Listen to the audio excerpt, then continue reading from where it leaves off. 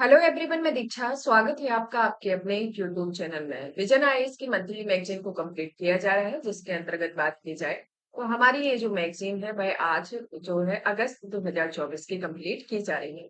इसमें अभी तक आपका पहला जो मेजर टॉपिक है इसका पॉलिटी के सेगमेंट को हम कंप्लीट कर चुके हैं। आज हम पढ़ेंगे इसके अंतर्राष्ट्रीय संबंधों को, यानी कि इसके दूसरे टॉपिक को। जिस तरीके से इसमें आपको एक प्रारूप बता दें कि हम जो मैगजीन को कंप्लीट कर रहे हैं, इस मैगजीन को कंप्लीट करने के लिए हम टोटल 8 लेक्चर लेते आते हैं। 8 लेक्चर के अंतर्गत आपको पूरे सब्जेक्ट जिसमें इसमें दिए गए हैं, जैसे पॉलिटी हुआ, अंतर्राष्ट्रीय संबंध हुआ, अर्थव्यवस्था हुआ, सुरक्षा, सामाजिक सुरक्षा, पर्यावरण, विज्ञान एवं प्रौद्योगिकी और संस्कृति और नीति शास्त्र, सुर्खियों में रही योजनाएं, सुर्खियों में रहे स्थलों, सुर्खियों में रहे व्यक्तित्व को टोटली आपके 12 टॉपिक होते हैं, जिसके अंतर्गत आपको टोटल 8 टॉपिक लेके आते हैं। 8 लेक्चर लेके आते हैं। 8 लेक्चर में आपकी एक मैगजीन कवर हो जाती है, यानी कि एक मंथ का आपका करंट अफेयर कंप्लीट हो जाता है। इस मैगजीन के अंतर्गत बात की जाए तो हमने ये पॉलिटी का टॉपिक का ऑलरेडी कंप्लीट कर लिया है। अगर आपने नहीं देखा है तो आप ये देखिए। अब हमारा दूसरा टॉपिक आता है अंतर्राष्ट्रीय संबंधों को लेकर, यानी कि इंटरनेशनल रिलेशन को लेकर के इसके संदर्भ में ये टॉपिक आता है। चलिए, तो इस टॉपिक की शुरुआत करने के पहले आपको टॉपिक से रूबरू करा देते हैं कि ये कौन कौन से टॉपिक हैं। जैसे पहला आता है कि भारत और ग्लोबल साउथ के बारे में, जो कि ग्लोबल डेवलपमेंट कॉम्पैक्ट को भी इसी के संदर्भ में पढ़ेंगे।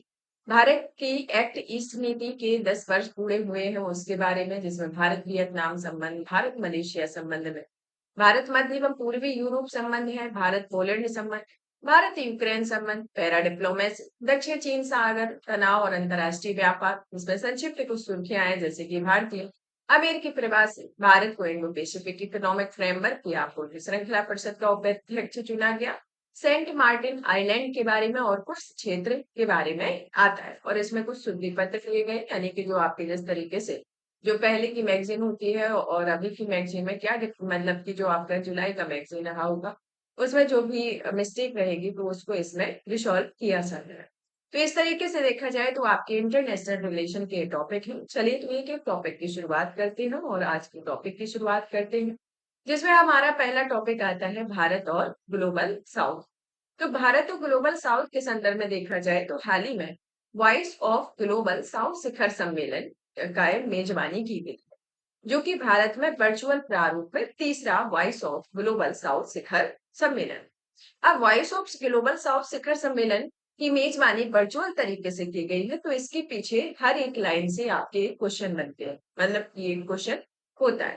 पहला तो ये कि ये वर्चुअल तरीके से क्यों होता है, दूसरा ये कि वॉइस ऑफ ग्लोबल साउथ शिखर सम्मेलन होता क्या है, और तीसरा ये कि ये तीसरा है तो पहले और दूसरे कब हुए, और इसकी शुरुआत कब हुई, इसका क्या उद्देश्य है, इसमें कौन कौन से देश भागीदार हैं। तो इन सब के बारे में आपका एक प्रारूप होता है।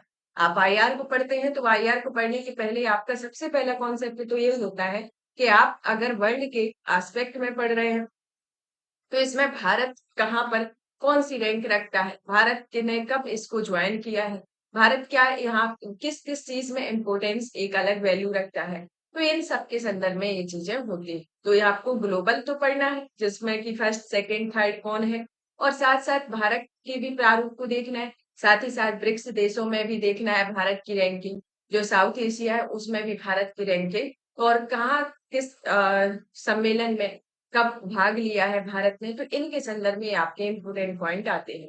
तो आप आईआर पढ़ रहे हैं तो आईआर में आपको ग्लोबल तो पढ़ना ही है, साथ में भारत का संदर्भ भी साथ में लेके चलना है, क्योंकि आपके जो क्वेश्चन पूछे जाते हैं तो भारत के संदर्भ को मिला के आपके ग्लोबली संदर्भ को उसमें छुपा रहता है। तो दोनों को एक मिक्सअप से आपके क्वेश्चन आते हैं। तो अभी आपके जैसे आपने ये पढ़ा तो इसके अंतर्गत देखा जाए तो आपके 3-4 क्वेश्चन तो डायरेक्ट ही है कि ये इसका पहला दूसरा कब हुआ, ये कौन होता है, क्या होता है, किस तरीके से इसकी शुरुआत हुई। तो ये 4-5 क्वेश्चन किसी भी टॉपिक को पढ़ने के पहले आपके माइंड में होना चाहिए, क्योंकि जब आप किसी टॉपिक को क्वेश्चन के तौर पर पढ़ते हैं, जैसे कि आपने किसी टॉपिक को शुरू किया और आपके इसकी शुरुआत एक इस तरीके से करते हैं कि ये कैसे होगा, ये कैसे होगा, तो आपके जब बहुत सारे क्वेश्चन होते हैं तो आप जब पढ़ना शुरू करते हैं तो आपको अब कुछ चीजें ऑटोमेटिक ही याद हो जाती है, आपको याद करने की जरूरत नहीं रहती है, क्योंकि आप किसी टॉपिक को पढ़ रहे हैं तो उसकी एक क्यूरियोसिटी होती है उसको जानने की, यानी कि एक उत्सुकता होती है उस उत्सुकता के साथ जब आप पढ़ते हैं तो आपको बहुत सारे क्वेश्चन जो होते हैं वो ऑटोमेटिक सॉल्व हो जाते हैं। तो आपको ज़्यादा फोकस करने की ज़रूरत नहीं है। तो आपका मेन उद्देश्य है कि आपको जो टॉपिक पढ़ना है उसमें पहले ही क्वेश्चन जनरेट करना है कि आखिर ये टॉपिक आया, तो क्यों आया? प्रेज़ेंट में इसकी क्या चर्चा में रहा? तो इसके रिलेटेड जो 4-5 लाइन है आपको पहले से क्वेश्चन माइंड मेकअप करना है, उसके बाद जब आप इसको पढ़ोगे, तो आपको चीज़ें याद होंगी। तो इसमें आता है कि भारत में वर्चुअल प्रारूप का ये तीसरा सम्मेलन है। तो चलिए जान लेते हैं इसके संबंधित तथ्य में। तो देखा जाए तो भारत ने जनवरी 2023 में जनवरी और नवंबर में इसके पहले दूसरे वॉइस ऑफ ग्लोबल साउथ शिखर सम्मेलन की मेजबानी की हुई। यह जो शिखर सम्मेलन है वर्चुअल प्रारूप में ही आयोजित किया गया और वॉइस ऑफ ग्लोबल साउथ शिखर सम्मेलन जो है वह भारत के वसुधैव कुटुंबकम या एक पृथ्वी एक परिवार और एक भविष्य के दर्शन का एक अंतर्राष्ट्रीय स्तर पर विस्तार है। तो ये किस चीज का विस्तार है कि भारत के वसुधैव कुटुंबकम पर एक पृथ्वी एक परिवार एक भविष्य के दर्शन का एक अंतर्राष्ट्रीय स्तर पर एक विस्तार करता है। मतलब कि किसी भारत की चीजों को ग्लोबली स्तर पर प्रेजेंट करना है। तीसरे जो सम्मेलन हुआ है उसके प्रमुख बिंदुओं को जान लेते हैं। जैसे कि इस सम्मेलन में देखा जाए तो टोटल 123 देश इसमें शामिल हैं और इसमें चीन और पाकिस्तान को आमंत्रित नहीं किया गया है। तो इस तरीके से ये इसमें पुअर साउथ और रिच साउथ की भी ये लिस्ट दिखाई गई है कि यहाँ पर देखा जाए तो ये पुअर साउथ दिखाया गया है, यहाँ पर रिच साउथ दिखाया गया है। ये ब्रांड लाइन को इसमें संदर्भ के तौर पर दिखाया गया और इसी से इसके पुअर साउथ और रिच साउथ के एक डिफरेंशिएशन को भी दिखाया गया है। तो इसमें देखा जाए तो आपके टोटल 123 देश शामिल है। 123 देश में भारत के ही पड़ोसी देश है चीन और पाकिस्तान, उनको आमंत्रित नहीं किया गया है। और इसकी थीम क्या है? इसकी थीम है कि सतत भविष्य के लिए एक सशक्त ग्लोबल साउथ होना, इसकी एक थीम है। तो आपको ये थीम याद रखनी है कि और ये याद रखना है कि इसमें किन देशों को आमंत्रित नहीं किया गया। तो इसके कारण से और इम्पोर्टेंट हो जाता है क्योंकि ये भारत के पड़ोसी देश भी है। तो इसमें टोटल 123 देशों को वर्चुअल तौर पर तो शामिल किया गया, लेकिन चीन और पाकिस्तान को शामिल नहीं किया गया। इसकी थीम जो है वह सतत भविष्य के लिए एक सशक्त ग्लोबल साउथ और सम्मेलन के दौरान भारत में ग्लोबल साउथ के लिए एक व्यापक और मानव केंद्रित ग्लोबल डेवलपमेंट कॉम्पैक्ट का प्रस्ताव प्रस्तुत किया गया और यह विकासशील देशों के बढ़ते दर्जे की समस्या से निपटने पर केंद्रित है। तो इस तरीके से ये आता है और भारत जो है वह ग्लोबल साउथ के देशों में सस्ती और जेनेरिक दवाएं उपलब्ध कराने और उनके साथ प्राकृतिक खेती के अनुभव साझा करने का काम करेगा। और भारत व्यापार संवर्धन गतिविधियों को बढ़ावा देने के लिए $2.5 मिलियन के स्पेशल फंड की शुरुआत करेगा। साथ ही व्यापार नीति और व्यापार वार्ताओं हेतु क्षमता निर्माण के लिए $1 मिलियन का फंड आवंटित किया जाएगा। तो ये भारत के संदर्भ में है। अब जान लेते हैं कि आखिर ग्लोबल साउथ क्या है। तो ग्लोबल साउथ के बारे में जाने कि ग्लोबल साउथ जो है एक तरीके से विकासशील अल्प विकसित या अविकसित देशों को व्यक्त करता है। तो आपको ये माइंड में रखना है कि ग्लोबल साउथ क्या है, जो विकासशील देशों को, अल्प विकसित देशों को या अविकसित देशों को व्यक्त करता है वो ग्लोबल साउथ है। और इसमें देखा जाए तो ये खास तौर पर दक्षिणी गोलार्ध में अवस्थित है क्योंकि इसमें ब्रांड लाइन को जो जिस तरीके से प्रदर्शित किया गया है, जिसमें ऊपर के जो देश है उसे रिच साउथ में व्यक्त किया गया है, नीचे के जो कंट्री है उनको पुअर साउथ में व्यक्त किया गया और उसी के अंतर्गत आपका दक्षिणी गोलार्ध में ये आपके अफ्रीकी, एशिया और लैटिन अमेरिका के देश शामिल है। जैसा कि आप इसमें पुअर साउथ और रिच साउथ का ये जो देश दिखाया गया है, इससे आप इसको देख सकते हैं यानी समझ सकते हैं। ग्लोबल साउथ की जो अवधारणा है जिसका सर्वप्रथम उल्लेख ब्रेंट रिपोर्ट 1980 के तहत किया गया था, जिस रिपोर्ट में उत्तर और दक्षिण के देशों के बीच उनकी प्रौद्योगिकी संबंधी प्रगति, सकल घरेलू उत्पाद और जीवन स्तर के आधार पर विभाजन का प्रस्ताव दिया गया था। तो इसके बारे में आज तो ग्लोबल साउथ की अवधारणा की शुरुआत कब हुई? एब्रेटलैंड रिपोर्ट जो आपको 1980 में दी गई थी, उसमें इसका सर्वप्रथम उल्लेख किया गया था और इसी में ही दक्षिण और उत्तर देशों के बीच में उनकी प्रौद्योगिकी संबंधी प्रगति, सकल घरेलू उत्पाद और जीवन स्तर में के आधार पर विभाजन का प्रस्ताव दिया गया था। तो इसके संदर्भ में आता है ग्लोबल साउथ के द्वारा सामना की जाने वाली चुनौतियों में जैसे कि पहली आती है वैश्विक मंचों पर कम प्रतिनिधित्व का होना, दूसरी आती है उच्च सार्वजनिक ऋण का होना, तीसरी आती है वैश्विक गवर्नेंस और वित्तीय संस्थानों की प्रासंगिकता का कम होना, चौथी आती है जलवायु परिवर्तन के प्रति अधिक सुभेद्य होना, जिसके अंतर्गत जैसे कि दक्षिण पश्चिम प्रशांत में जलवायु की स्थिति 2023 रिपोर्ट के अनुसार प्रशांत महासागर में स्थित द्वीपीय देशों का वैश्विक उत्सर्जन में मात्र 0.02% का योगदान रहता है, जिसके बावजूद समुद्र के बढ़ते जल स्तर के कारण प्रशांत द्वीप समूह के देश सबसे अधिक जोखिमपूर्ण स्थिति में होते हैं। और इन मानदंड संबंधी मुद्दों पर ग्लोबल साउथ का एक अलग दृष्टिकोण होता है, जैसे उदाहरण के लिए लोकतंत्र, मानव अधिकार, जलवायु गवर्नेंस के लिए एजेंडा आदि का व्याख्या को लेकर ग्लोबल साउथ और ग्लोबल नॉर्थ के बीच में एक आम सहमति का अभाव देखने को मिलता है, जिसमें ग्लोबल नॉर्थ में भू राजनीतिक संघर्ष वैश्विक स्तर पर निर्णय लेने की प्रक्रिया को प्रभावित करते हैं। साथ ही तेल की बढ़ती कीमतों, खाद्य पदार्थों के मूल्यों में अस्थिरता जैसे ग्लोबल साउथ की चिंताओं की अनदेखी की जाती है। तो इसके संदर्भ में आता है, अब आता है कि भारत के लिए ग्लोबल साउथ के महत्व के बारे में, कि पहला आता है अंतरराष्ट्रीय प्रभाव का होना, क्योंकि ग्लोबल साउथ भारत के अंतरराष्ट्रीय प्रभाव और उसके आर्थिक परिवर्तन के विकास में एक महत्वपूर्ण आधार है। रणनीतिक विचार का होना, जो कि मल्टी डायरेक्शनल अलाइनमेंट यानी कि बहुआयामी जो संरेखण होता है, उस रणनीति का एक महत्वपूर्ण हिस्सा है। और एक आर्थिक विकास जो कि ग्लोबल साउथ के देशों में प्राकृतिक संसाधन प्रचुर मात्रा में मौजूद होते हैं और ये भारतीय उत्पादों के लिए निर्यात के लिए एक विशाल बाजार प्रदान करते हैं। तो ये ग्लोबल साउथ के इम्पोर्टेंस के बारे में। अब भारत स्वयं जो है वह ग्लोबल साउथ के नेतृत्वकर्ता के रूप में कैसे स्थापित कर रहा है, तो जैसे पहला तो आता है कि कनेक्टिविटी एवं आर्थिक अंतर संबंधों को बढ़ावा देना। दूसरा आता है क्षमता निर्माण और ग्लोबल साउथ में प्रथम सहायता प्रदाता के रूप में उभरना। तीसरा आता है वैश्विक जलवायु एजेंडे का नेतृत्व करना। चौथा आता है ग्लोबल साउथ के लिए प्रासंगिक मुद्दों की वकालत करना। इसके अंतर्गत एक ग्लोबल साउथ में एक नेतृत्वकर्ता के रूप में इसे स्थापित कर रहा है, इसके बारे में आता है। अब आता है कि ग्लोबल साउथ के नेतृत्व में भारत के समक्ष मौजूद चुनौतियां कुछ देख लेते हैं, जैसे कि अलग अलग हित का होना, कि ग्लोबल साउथ जो है एक तरीके से विविधतापूर्ण देश है, मतलब कि विविधतापूर्ण क्षेत्र है जहां पर विभिन्न आर्थिक, राजनीतिक, सामाजिक हित है। मतलब कि प्रत्येक देश के अलग अलग आर्थिक, सामाजिक, राजनीतिक हित है, जो कि एक डाइवर्सिटी को दिखाते हैं, जिसमें एक एकीकृत रुख अपनाना मुश्किल हो जाता है। जैसे कि भारत है, तो भारत में एक कहते हैं कि भारत विविधताओं का देश है। तो देखा जाए तो आप जब देखते हैं कि ऊपर से मतलब कि नॉर्थ में लद्दाख से नीचे तमिलनाडु तक की जब यात्रा करते हैं, तो आप देखते हो कि प्रत्येक स्टेट की अलग संस्कृति है, प्रत्येक स्टेट की अलग भाषा है। तो इस तरीके से देखा जाए तो भारत में एक स्पेशलिटी है भारत की, कि इसमें विभिन्न विविधताओं के होते हुए भी इसमें एक एकता दिखाई देती है।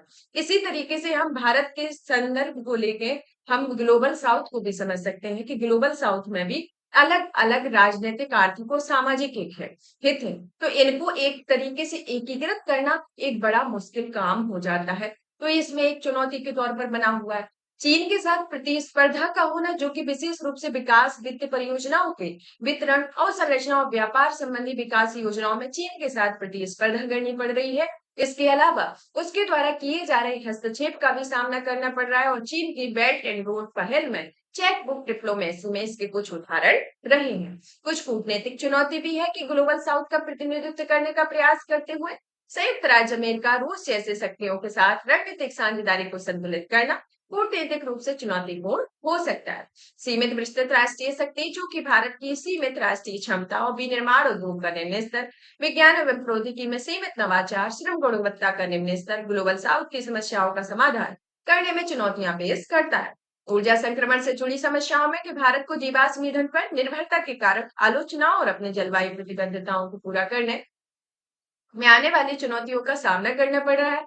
और उदाहरण के लिए पश्चिमी देशों में भारत की तब आलोचना की जब उसने COP26 में कोयले के उपयोग को चरणबद्ध तरीके से समाप्त करने की प्रतिबद्धता का विरोध किया। तो इसके संदर्भ में प्रमुख चुनौतियां देखने को मिलेगी या देखने को मिलती भी हैं। अब आता है कि ग्लोबल साउथ के लिए भारत की कुछ पहले हैं, उन पहलों के बारे में जान लेते हैं। जैसे कि पहली पहल आती है सामाजिक प्रभाव कोष का होना। यह जो है एक तरीके से ग्लोबल साउथ में डिजिटल पब्लिक इंफ्रास्ट्रक्चर को मजबूत करने के लिए $25 मिलियन का योगदान देगा। Global south young diplomatic forum के बारे में, जो कि शिक्षा और क्षमता के निर्माण को बढ़ावा देने में शुरू किया गया है। अफ्रीकी संघ को G20 में शामिल करने के संदर्भ में देखा जाए तो इसकी अध्यक्षता के दौरान स्थायी सदस्य के रूप में G20 में शामिल किया गया है। आरोग्य मैत्री विजन जो आता है, वो एक तरीके से एक विश्व एक स्वास्थ्य भारत का स्वास्थ्य सुरक्षा मिशन है, जिसे उदाहरण के तौर पर भारत की पहला विदेशी जन औषधि केंद्र मॉरिशस में खोला गया है। तो इसके प्रमुख भारत के ग्लोबल साउथ की पहले होती हैं। अब इसको निष्कर्ष के तौर पर जान लेते हैं, कि ये एक तरीके से जैसे जैसे भारत एक संतुलनकारी शक्ति से अग्रणी शक्ति में परिवर्तित हो रहा है, जैसे कि भारत में एक जिस तरीके से भारत की अर्थव्यवस्था में परिवर्तन हो रहा है कि किस तरीके से आज प्रेजेंट में ही है और एक टारगेट रखते हैं कि उसमें टाइम पे ऐसी ऐसी सिचुएशन हो जाएगी या फिर जो पिछले वर्षों में जो टारगेट किया है हम उस स्थिति को आज पाते हैं। उसी तरीके से हम ग्लोबल साउथ में भी देख सकते हैं कि इसमें एक वसुधैव कुटुंबकम जैसे समृद्ध सांस्कृतिक लोकाचार का लाभ उठाना चाहिए। डिजिटल विभाजन को समाप्त करके आपराधारोधी बुनियादी ढांचे का समर्थन करके एक समावेशी न्याय संगत अंतरराष्ट्रीय व्यवस्था की वकालत करके भारत वैश्विक मंचों पर सामूहिक रूप से अपना पक्ष रखने की क्षमता को बढ़ा सकता है। तो एक निष्कर्ष के तौर पर समझ सकते हैं कि अगर भारत ने जिस तरीके से अपनी भारतीय संस्कृति को एक तरीके से संतुलित किया है और उसको अग्रणी शक्ति में परिवर्तित किया हुआ है, उसी तरीके से ग्लोबल साउथ में भी यही सिचुएशन होगी जो एक वसुधैव कुटुंबकम जैसे समृद्ध सांस्कृतिक लोचकाचार को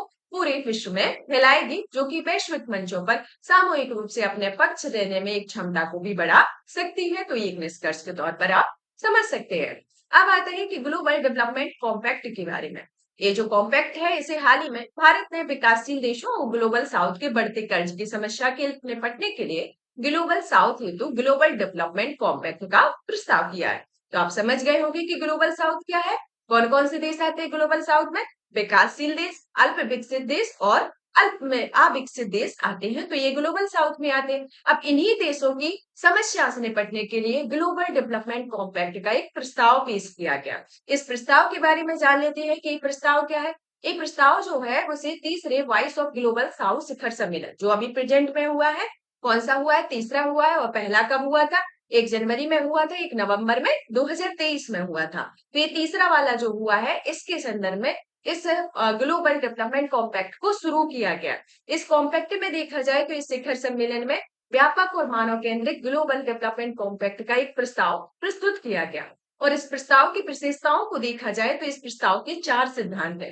पहला तो है कि विकास के लिए व्यापार होना, संधारणीय विकास की क्षमता निर्माण होना, प्रौद्योगिकी संधारणीकरण होना, परियोजना विशिष्ट रियायती वित्त एवं अनुदान होना, ऋण का कोई बोझ नहीं होना। इसके संदर्भ में कि यह सुनिश्चित करना है कि विकास और बुनियादी ढांचे के वित्त पोषण से विकासशील देशों पर ऋण या कर्ज का बोझ ना बढ़े। इससे चीन के ऋण जाल में फंसने वाले देशों की चिंताओं का समाधान होने की उम्मीद है। विकास के वैकल्पिक मार्ग की तलाश करना जिसमें आर्थिक समृद्धि, सामाजिक समावेशन, पर्यावरणीय संधारणीयता के लिए वैकल्पिक मार्ग तलाशने में सहायता करेगा। विकासशील देशों के बढ़ते ऋण के लिए क्या उत्तरदायी कारण है कि उसको ऋण के लिए प्रोत्साहित किया जाए, स्कीम चलाई जा रही है, इस तरीके का एक अलग से कॉम्पैक्ट किया जा रहा है। तो इसके पीछे एक रीजन होगा कि क्या कारण है कि ये ऋण के बढ़ रहे मामले बढ़ रहे हैं और इसके पीछे क्या इसके सुधार होंगे। तो इन सब के बारे में भी जानते हैं। जैसे पहला तो लेता है कि उधार लेने की उच्च दक्षता, मतलब कि उच्च लागत होना। कि विकासशील देश जो है वह संयुक्त राज्य अमेरिका की तुलना में देखा जाए तो यह 2 से 4 गुना अधिक जर्मनी और की तुलना में 6 से 12 गुना अधिक उधार दरों का लेते हैं।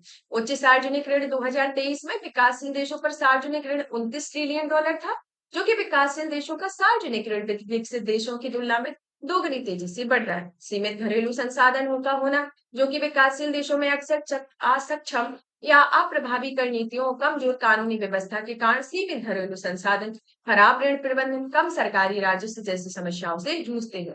राजनीतिक अस्थिरता, जिसमें नीतिगत अनिश्चितता पैदा होती है और निवेशकों का विश्वास कम हो जाता है। निजी ऋणदाताओं पर अत्यधिक निर्भरता होना, जिसके अंतर्गत 2010 के बाद से निजी ऋणदाताओं द्वारा दिए जाने वाले बाह्य सार्वजनिक ऋण का हिस्सा भी सभी क्षेत्रों में बढ़ गया है। नई वैश्विक चुनौतियों में कोविड-19 महामारी, जलवायु परिवर्तन, भू राजनीतिक अनिश्चितताओं, अमेरिकी चीन व्यापार युद्ध आदि ने वैश्विक आर्थिक स्थिति के दबाव को बढ़ा दिया है और इससे ऊर्जा आपूर्ति श्रृंखलाएं बाधित हुई है तथा विकासशील देशों की वित्तीय कमजोरियों में बढ़ोतरी देखने को मिली है। अब आता है बाह्य सार्वजनिक ऋण यानी कि एक्सटर्नल पब्लिक डेब्ट होते क्या? एक तरीके से ऐसा ऋण आधार होता है यानी कि ऋणदाता आधार बड़ा और विविध होता है, जिसमें उस स्थिति में बाह्य सार्वजनिक ऋण तो महंगा हो जाता है लेकिन उसका पुनर्गठन भी एक कठिन कार्य बढ़ जाता है। ऋणदाता के प्रकार के अनुसार ऋण में हिस्सेदारी 2022 में रही है, जैसे कि इसमें एक ऋणदाता की हिस्सेदारी बनाई गई है कि 61% जो रही है वो आपकी निजी ऋणदाता रहे, बहुपक्षीय ऋणदाता में 26% और द्विपक्षीय ऋणदाता में आपके 14% हिस्सेदारी रहती है। अफ्रीका में इसमें दिखाया गया, एशिया और ओशिनिया में और लैटिन अमेरिका और कैरिबियन देश में इसमें ऋण की स्थिति को दिखाया गया है। अत्यधिक बोझ के प्रभाव, जैसे कि अभी पहले ही बताया कि अगर ये कॉम्पैक्ट शुरू किया गया तो इसमें ऋण लेने से संदर्भ में तो हर किसी का कारण प्रभाव लक्ष्य उद्देश्य होते हैं।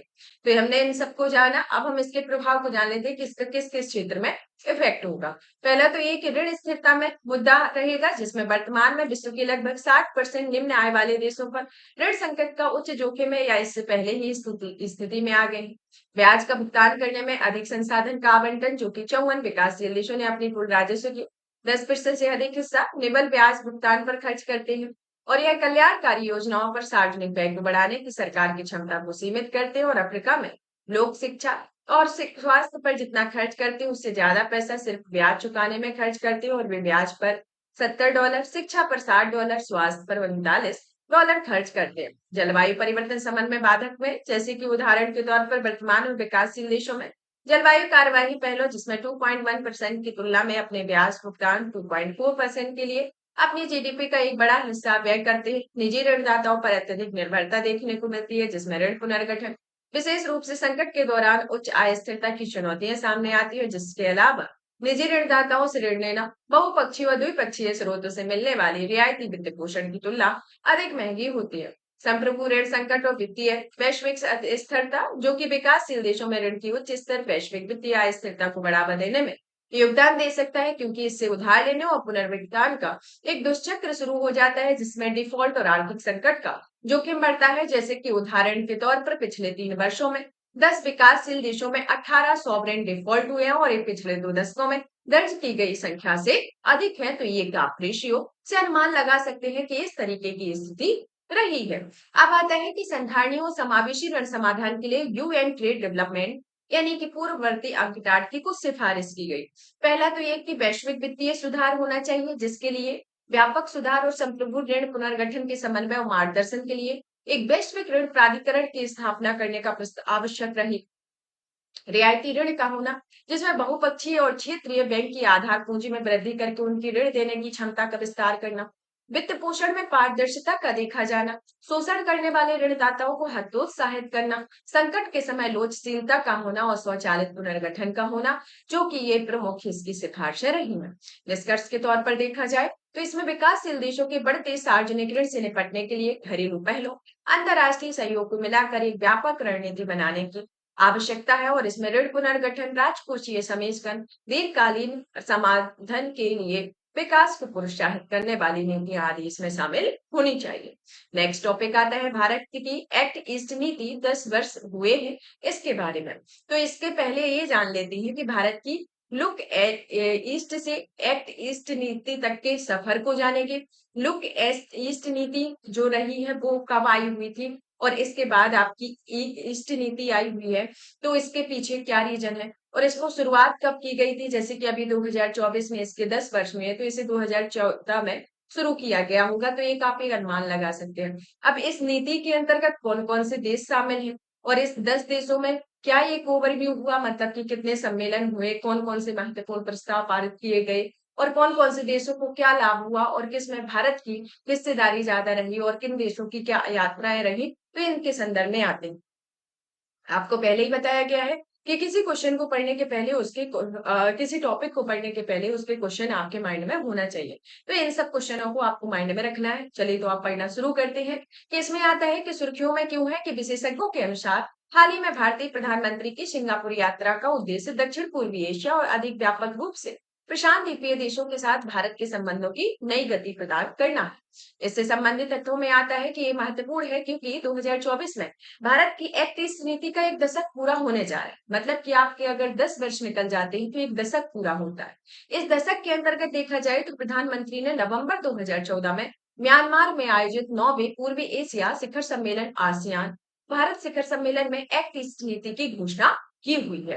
इस नीति की घोषणा की हुई है, तो आपको याद होगा कि एक्ट ईस्ट नीति है जो कि 2014 में शुरू की गई थी, लेकिन आपकी जो लुक वेस्ट नीति है, मतलब कि जो ईस्ट नीति थी वो पहले से थी। तो इस नीति के बारे में जान लेते हैं कि जो लुक ईस्ट नीति की जो शुरुआत है, एआई जो नीति है वह शीत युद्ध के दौरान इसकी शुरुआत की गई थी, जब यूएसएसआर ने भारत ने अपनी एक रणनीतिक साझेदारी के रूप में यूएसएसआर को खोल दिया था। तब उसी टाइम पे इस नीति को शुरू किया गया था और इस नीति की जो शुरुआत है वह 1990 के दशक में हुई थी, जिसका उद्देश्य संयुक्त राज्य अमेरिका और दक्षिण पूर्व एशियाई सहयोगियों के साथ संबंध स्थापित करना था, ताकि चीन को प्रति संतुलित किया जा सके।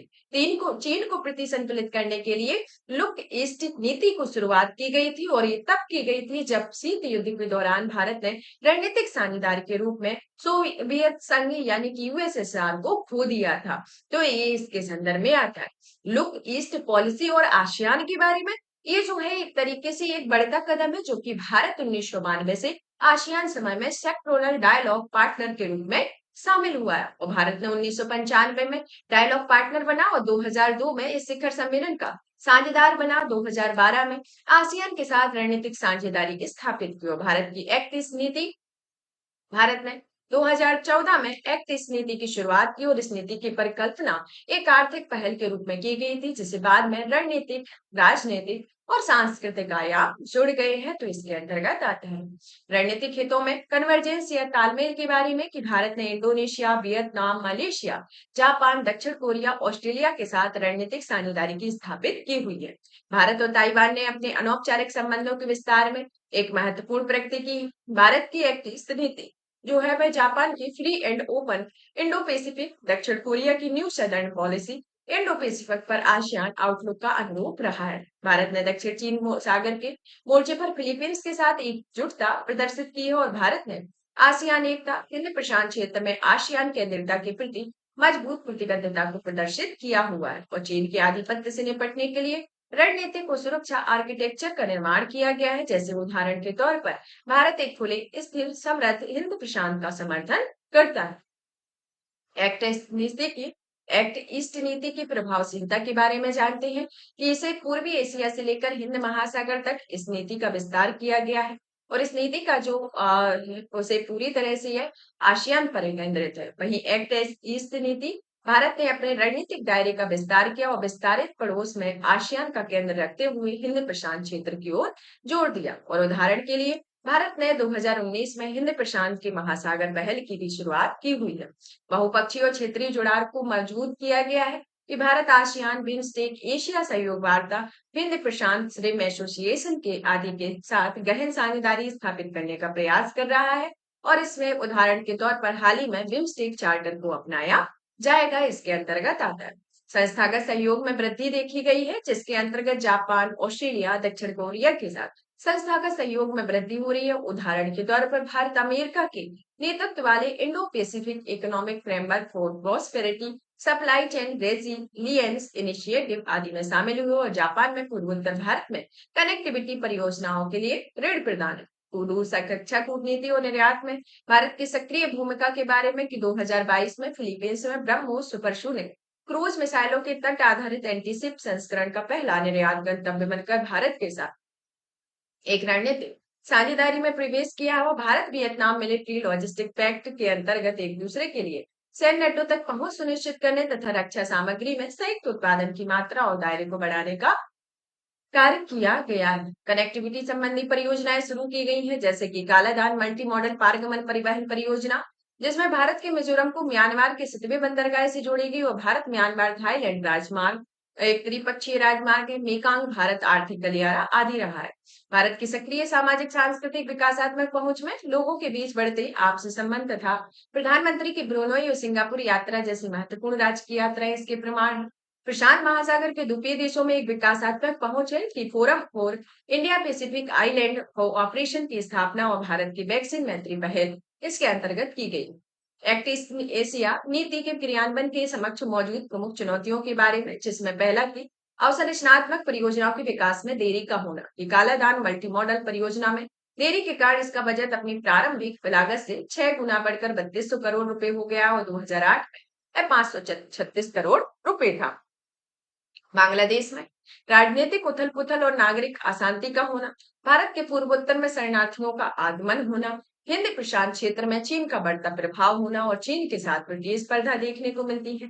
चीन के आसियान के साथ भारत के व्यापार घाटे में वृद्धि देखने को मिलती है और व्यापार और निवेश के मामले को सहयोग है, जैसे कि आसियान भारत का चौथा सबसे बड़ा व्यापारिक साझेदार है और भारत के कुल व्यापार में इसकी हिस्सेदारी 10% है और भारत का लगभग 50% व्यापार हिंद प्रशांत क्षेत्र के से होता है। हिंद महासागर भारत के 90% व्यापार और एनर्जी ट्रांसपोर्ट का एक स्रोत होता है और 2005 भारतीय अर्थव्यवस्था में पांचवा सबसे बड़ा निवेशक है। तो इसके संदर्भ में आता है कि व्यापार और निवेश के मामले में सहयोग के संदर्भ को दर्शाता है, तो इसके अंतर्गत आता है। अब आता है कि आगे की राय में व्यापार में कि AITIGA ने सुधार पर जल्द से जल्द वार्ता शुरू करनी चाहिए। साथ ही आसियान के साथ भारत के बढ़ते व्यापार और घाटे को कम करने के लिए समाधान तलाशने की जरूरत है। बुनियादी ढांचा है जो कि लंबित अवसंरचनात्मक परियोजनाओं को जल्द से जल्द पूरा करने, कनेक्टिविटी को बेहतर बनाना। सुरक्षा सहयोग देखने को मिलता है कि हिंद महासागर और दक्षिण चीन सागर में समुद्री सुरक्षा सहयोग को बढ़ावा देती है। सांस्कृतिक कूटनीति देखने को मिलती है। बहुपक्षीय सहभागिता इसके अंतर्गत देखने को मिलती है। अब आता है भारत वियतनाम संबंधों के बारे में।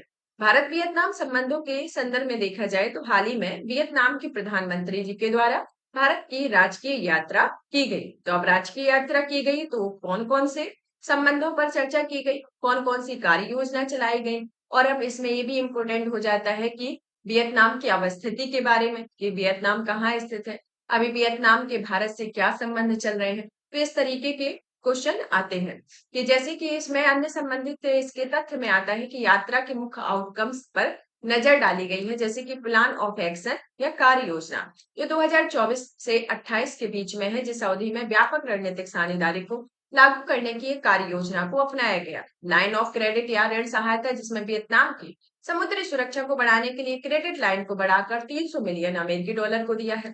सांस्कृतिक सहयोग जो कि यूनेस्को विश्व विरासत स्थल में माई सन मंदिर परिसर के संरक्षण और पुनरुद्धार के लिए एक आशय पत्र का हस्ताक्षरित करता है। समझौता ज्ञापनों पर हस्ताक्षर किया गया है, जिसमें रेडियो और टेलीविजन क्षेत्र में सहयोग तथा गुजरात के लोथल में राष्ट्रीय समुद्री विरासत परिषद के विकास के लिए मेमोरेंडम ऑफ अंडरस्टैंडिंग पर हस्ताक्षर किए गए। अन्य घोषणाओं में वियतनाम के नेहा ट्रांग में आर्मी सॉफ्टवेयर पार्क का वर्चुअल रूप से उद्घाटन किया गया और वियतनाम में आपदा रोधी अवसंरचना गठबंधन इसमें शामिल होगा। तो इसके अंतर्गत ये प्रमुख योजनाएं यानी कि इससे प्रमुख ये तथ्य रहे हैं। भारत वियतनाम संबंधों के बारे में देख लेते हैं कि भारत वियतनाम में संबंधों की शुरुआत कब से हुई और कब इसमें अप्स एंड डाउन की सिचुएशन देखने को मिली। तो इसकी पृष्ठभूमि को देखा जाए तो भारत ने फ्रांस से वियतनाम की स्वतंत्रता का समर्थन किया था। तो इसकी शुरुआत कब से होती है कि भारत के द्वारा फ्रांस से वियतनाम की स्वतंत्रता का समर्थन किया, तब से इसकी शुरुआत देखने को मिलती है। 1960 के दशक में वियतनाम में अमेरिका के हस्तक्षेप पर आपत्ति प्रकट की हुई थी और भारत वियतनाम अमेरिका युद्ध के बाद 1975 में एकीकृत वियतनाम को मान्यता देने वाले विश्व के पहले देशों में से एक था। रणनीतिक साझेदारी में दोनों देशों के बीच द्विपक्षीय संबंधों के बारे में एक संदर्भ देखने को मिलता है कि 1975 में एकीकृत वियतनाम को मान्यता देने वाले विश्व के पहले देशों में से एक था। रणनीतिक साझेदारी जो कि 2007 में इस साझेदारी को और 2016 में एक व्यापक रणनीतिक साझेदारी के स्तर पर ले जाएगी और दोनों देशों के बीच में वर्तमान सहयोग, शांति, समृद्धि और लोगों के लिए संयुक्त दृष्टिकोण 2020 द्वारा निर्देशित है। आर्थिक सहयोग में जो कि वित्त वर्ष 2023-24 में भारत वियतनाम के बीच 14.82 बिलियन अमेरिकी डॉलर का द्विपक्षीय व्यापार रहा है और वियतनाम भारत का 23वां सबसे बड़ा वैश्विक व्यापार साझेदार है और आसियान देशों में 5वां सबसे बड़ा व्यापार साझेदार देश है। रक्षा सहयोग के अंतर्गत दोनों देशों के बीच रक्षा सहयोग बहुआयामी स्तर का है और इसमें रक्षा वार्ता, प्रशिक्षण, सैन्य अभ्यास और क्षमता निर्माण में सहयोग और नौसेना तथा तटरक्षक जहाजों के दौरे इसमें शामिल होते हैं। अब आता है इसके अंतर्गत की आपूर्ति श्रृंखलाओं के निर्माण में सहभागिता देखने को मिलती है। सांस्कृतिक संबंध जैसे कि भारत और वियतनाम के 2000 वर्षों से पुराने सांस्कृतिक और सभ्यतागत संबंधों को साझा करता है, जो दोनों देशों के बीच में उनकी साझी बौद्धिक विरासत के माध्यम से एक मजबूत संबंध विकसित किया हुआ है। तो इसके अंतर्गत आता है भारत के लिए वियतनाम के इंपोर्टेंस को देखा जाए तो पहला तो आता है भू सामरिक अवस्थिति का होना, चीन को प्रति संतुलित करना, ऊर्जा सुरक्षा देखना, एक्ट ईस्ट नीति, अंतर राष्ट्रीय मंचों पर भारत का समर्थन इसके अंतर्गत देखने को मिलता। भारत वियतनाम संबंधों में चुनौतियां होती है, जैसे चीन को प्रति संतुलित करना, दोनों देशों के बीच बहुत कम व्यापार होना, चीन से ट्रेड रूटिंग होना, जैसे कि आपका आर्थिक सर्वेक्षण 2023-24 में कहा गया था कि मैक्सिको और वियतनाम जैसे देशों के माध्यम से व्यापार में वृद्धि चीनी फर्मों द्वारा अपनी आपूर्ति को इन देशों में रीरूट करने के परिणाम स्वरूप होता है। सैन्य समझौते में अनिच्छा होना और सांस्कृतिक अंतर इसमें देखने को मिलता है। वियतनाम के साथ संबंधों को मजबूत करने के लिए भारत द्वारा शुरू की गई पहलों के बारे में, जैसे कि मैकांग गंगा सहयोग जो पर्यटन, संस्कृति, शिक्षा, परिवहन, संचार के क्षेत्र में सहयोग के लिए भारत और 5 आसियान देशों जिसमें Cambodia, Laos, Myanmar, Thailand, Vietnam की एक पहल है। त्वरित प्रभाव परियोजना है जिसमें भारत द्वारा वियतनाम के अलग-अलग प्रांतों में एमजीसी फ्रेमवर्क के तहत संचालित किया जा रहा है। भारत वियतनामी नागरिकों के लिए भारत में प्रशिक्षण, क्षमता निर्माण और शैक्षिक पाठ्यक्रम प्रदान करता है और भारत ने 2023 में अपनी स्वदेशी मिसाइल कारबिल आईएनएस कृपाण को वियतनाम में सौंपा हुआ है। तो ये इसकी प्रमुख पहले रही है। आगे की राह में देखा जाए तो इसमें आता है कि आर्थिक सहयोग को बढ़ावा देना, कनेक्टिविटी संबंधी कमियों को समाधान करना, सांस्कृतिक सहयोग को गहरा करना, समान हितों को साकार करना, इसके आर्थिक सहयोग के प्रमुख मतलब कि आगे की राह के संदर्भ में आते हैं। नेक्स्ट आता है भारत मलेशिया संबंधों के बारे में कि हाल ही में मलेशिया के प्रधानमंत्री की भारत की राजकीय यात्रा रही। तो इसके पहले हमने किनके बारे में पढ़ा? वियतनाम के जो प्रधानमंत्री है उनके द्वारा भारत की राजकीय यात्रा की गई, तो उसके बारे में इंपोर्टेंस जाना। अब मलेशिया के बारे में जान लेते हैं। तो मलेशिया के कुछ मुख्य आउटकम्स हैं, जैसे कि पहला, व्यापक रणनीतिक साझेदारी क्या होना कि दोनों देशों के बीच में 2015 में इन हैंड स्ट्रेटेजिक पार्टनरशिप स्थापित की गई है, जिसके बाद कॉम्प्रिहेंसिव स्ट्रेटेजिक पार्टनरशिप को अपग्रेड किया गया। मलेशिया आईबीसीए में शामिल हुआ है कि मलेशिया ने इंटरनेशनल बिग कैट अलायंस में संस्थापक सदस्य के रूप में शामिल होने का निर्णय लिया है, जो कि एक प्रोजेक्ट टाइगर की 50वीं वर्षगांठ के अवसर पर अप्रैल 2023 में भारतीय प्रधानमंत्री द्वारा शुरू किया गया है और इसका लक्ष्य 7 प्रमुख बड़ी बिग कैट प्रजातियों जैसे कि बाघ, शेर, तेंदुआ, हिमतेंदुआ, प्यूमा, जगुआर और चीता की सुरक्षा और संरक्षण सुनिश्चित करता है और इसमें 97 देशों के सहयोग से इसे शुरू किया गया है, जहां पर बिग कैट की ये प्रजातियां पाई जाती हैं। डिजिटल प्रौद्योगिकी का सहयोग देखने को मिलता है, जिसमें समझौता ज्ञापन पर हस्ताक्षर किए गए हैं और ये मलेशिया भारत डिजिटल परिषद की शीघ्र बैठक आयोजन करने का समर्थन करता है, जिसमें दोनों देशों के मध्य digital public infrastructure, digital business to business साझेदारी, डिजिटल क्षमता निर्माण, साइबर सुरक्षा, उभरती प्रौद्योगिकियों जैसे कि 5G, क्वांटम कंप्यूटिंग के क्षेत्र में सहयोग को बढ़ावा देने के लिए मार्गदर्शन प्रदान कर दिए। भारत मलेशिया स्टार्टअप गठबंधन के बारे में, जिसके माध्यम से दोनों देशों में स्टार्टअप इकोसिस्टम को मजबूत किया जाएगा। एआईटीआईजीए समीक्षा के लिए समर्थन, जिसमें अंतर्गत आसियान भारत वस्तु व्यापार समझौते की समीक्षा प्रक्रिया को समर्थन देना और इसमें तेजी लाने की सहमति व्यक्त करने, ताकि इसमें व्यापार के लिए अधिक सुविधाजनक और लाभकारी बनाया जा सके। भारत के लिए मलेशिया के इम्पोर्टेंस को देखा जाए तो जैसे कि भू राजनीतिक महत्व, इसके अंतर्गत जो भू राजनीतिक महत्व है, जिसमें दक्षिण चीन सागर ने बोर्निया द्वीप पर सारावाक राज्य के एक तेल समुद्री समृद्ध समुद्री क्षेत्र रहा है, जिसमें मलेशिया इस क्षेत्र में तेल और गैस की खोज में अपनी योजना संचालित कर रहा है और चीन मलेशिया की इस योजना का विरोध भी कर रहा है, जिसमें मलेशिया ने इस योजना को वापस लेने की मांग की हो। चीन की इस मांग के खिलाफ मलेशिया का मजबूत रुख संप्रभुता बनाए रखने की प्रतिबद्धता को दर्शाता है। और मलेशिया का यह रुख एक सूत्र खुले और समावेशी हिंद प्रशांत क्षेत्र में भारत के दृष्टिकोण के अनुरूप है। भारत की एक्ट ईस्ट नीति, जो कि मलेशिया आसियान के साथ भारत के व्यापार को बढ़ाने, भारत की एक्ट ईस्ट पॉलिसी के साथ तालमेल बिठाने और आसियान के इंडो पैसिफिक पर्सपेक्टिव और इंडो पैसिफिक इनिशिएटिव का समर्थन करने में महत्वपूर्ण स्थान रखता है। समुद्री संचार मार्गों को सुरक्षित करने के संदर्भ में कि मलक्का जलमर्मध्य के निकट मलेशिया की भौगोलिक अवस्थिति हिंद महासागर क्षेत्र में महत्वपूर्ण व्यापार मार्गों, समुद्री संचार मार्गों की सुरक्षा में इसके सामरिक महत्व को काफी हद तक बढ़ाती है। अंतर्राष्ट्रीय मंचों पर सहयोग देखने को मिलता है कि भारत मलेशिया को एक मजबूत ग्लोबल साउथ पार्टनर के रूप में देखता है और मलेशिया ने भारत के नेतृत्व में voice of the global south summit के 3 शिखर सम्मेलन का भाग लिया और हाल ही में भारत ने ब्रिक्स समूह में शामिल होने के लिए मलेशिया के अनुरोध पर उसके साथ काम करने की सहमति को भी व्यक्त किया है। भारत मलेशिया संबंधों के बारे में, जिसकी पृष्ठभूमि को देखा जाए तो इसकी शुरुआत 1997 में होती है, जब मलाया संघ यानी कि जो मलेशिया का पूर्व नाम था मलाया संघ, उसके साथ इसके राजनीतिक संबंध थे। तो कौन सा, पहला तो क्वेश्चन ये आता है कि मलेशिया का पूर्ववर्ती नाम क्या है? उसका नाम मलाया संघ रहा है और भारत ने इसकी जो साझेदारी हुई है, मतलब कि भारत में इसका जो संबंध बने हुए हैं वह 1957 से रहे हैं। और आर्थिक स्थिति जो 2023-24 के संदर्भ में दोनों देशों के बीच एक द्विपक्षीय व्यापार जो कि 20.01 बिलियन डॉलर तक पहुंच गया है, जिसमें मलेशिया भारत का 16वां सबसे बड़ा व्यापारिक साझेदार है, जिसमें मलेशिया आसियान समूह में भारत का तीसरा सबसे बड़ा व्यापारिक साझेदार है।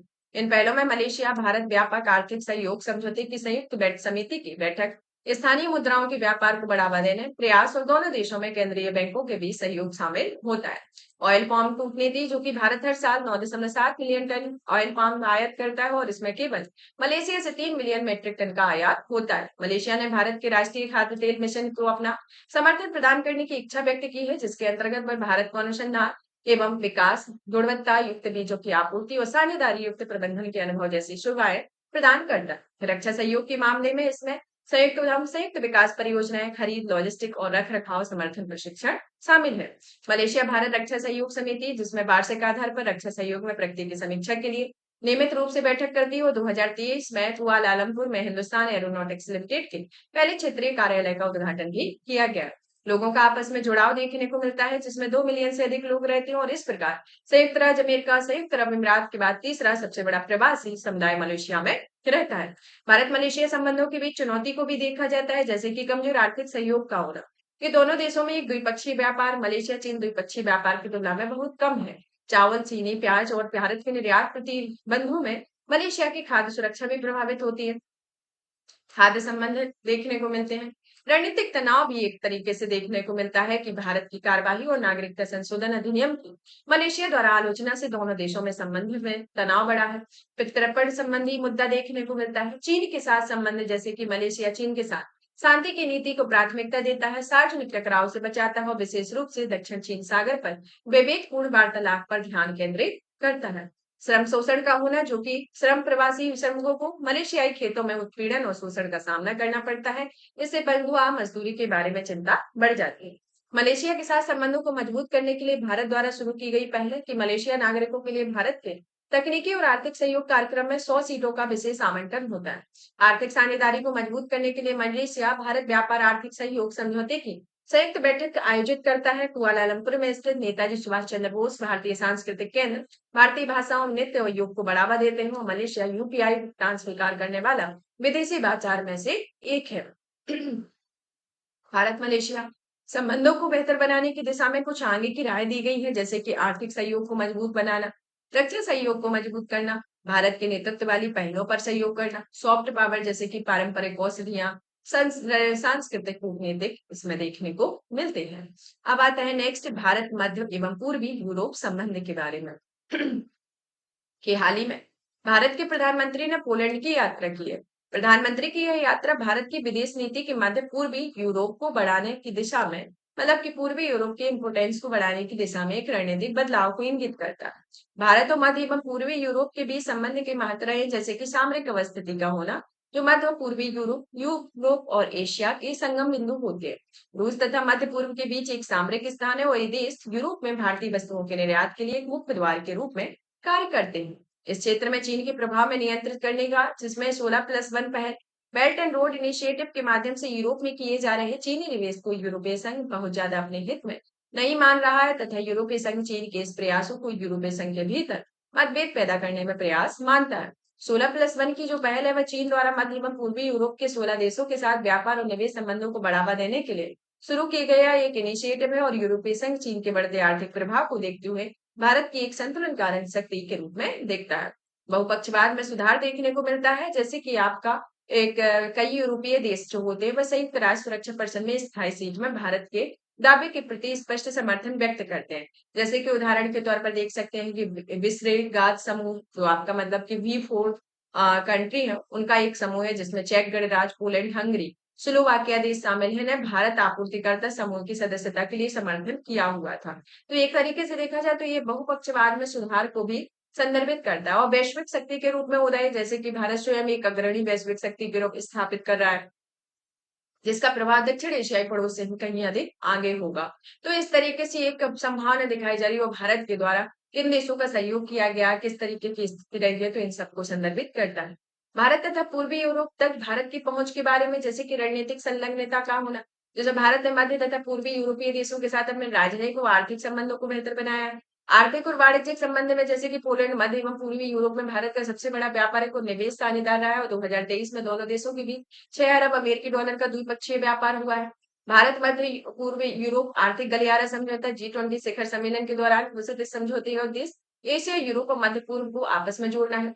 सांस्कृतिक और शैक्षणिक संबंध देखने को मिलता है कि भारत मध्य एवं पूर्वी यूरोपीय देशों के बीच संबंधों को मजबूत करने के लिए एक सांस्कृतिक विरासत का लाभ उठाते हैं। पोलैंड में भारतीय इतिहास, शास्त्रीय साहित्य, दर्शन एवं संस्कृति के अध्ययन की बेहतरीन परंपरा रही है। जाति, योग, गुड़, गोडोगरे, महाराजा कनेक्शन, महाराजा जाम साहब, दिग्विजय सिंह जी की आदि भी मौजूद है।